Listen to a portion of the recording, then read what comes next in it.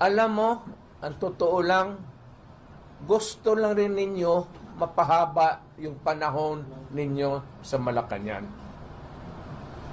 And just what I said yesterday, itong mahirap sa politikon mga Pilipino, once they are elected, karamihan, except for a few, siguro wala, ang isipin, pag nakaupo na, kung papaano gagawin na para sila tumagal sa pwesto.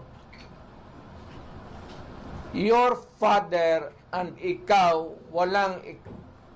hindi talaga nagkaiba. At sumusunod ka talaga. And I said that if you continue, if you do not stop this nonsense, you will go out of Malacanang the way exactly when it happened during your father's time. Maniwala ka sa akin. Huwag ka mag-asa niyang sa military na sa iyo yan. Hindi sa iyo yan. Pagdating sa panahon magkagulo, they have to intervene because there will be bloodshed. And of course, you have to keep order in this country. Pero ikaw ang nag-umpisa sa nagulo, hindi kami. Ang inyo lang naman is side by side, presidential, Republican, presidential type of government, i-reverse niyo. Tapos, existing yung mga officers, so, ang speaker, si Romualdez, he becomes the prime minister. Ikaw gawain ka ng ceremonial president. Tapos, after a few years, kung hinog na yung anak mo, gusto mo nang ipasok na naman. Yan ang nakaproblema, ma'am. Huwag ninyong gawain yan. Ferdinand Marcos, huwag mong gawain yan, kay pumalpak kayo dahil dyan.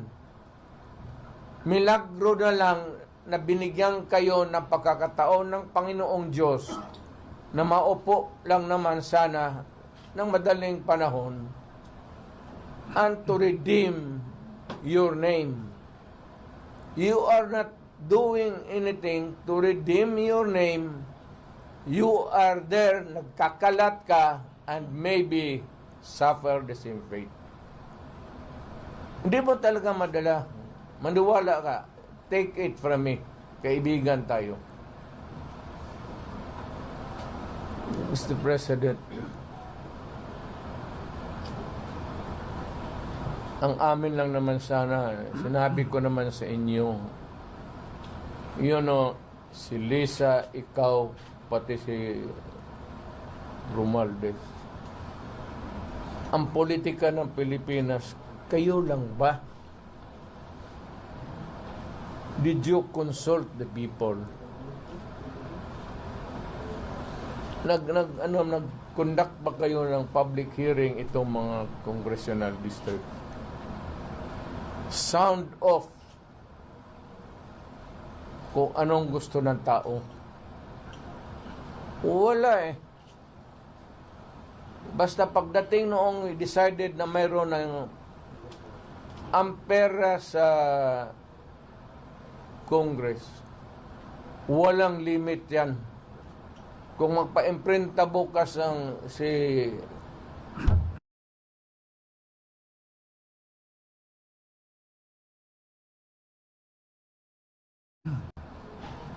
Romualdez ng isang truck na pera, he does not care about how the value of the peso would go.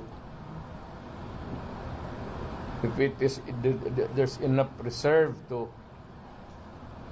prop up yung papel na pera. Hindi maganda Nandiyan yan sila sa kanila. Kayong tatlo, you decide to shift to a parliamentary. Kasi itong Congress,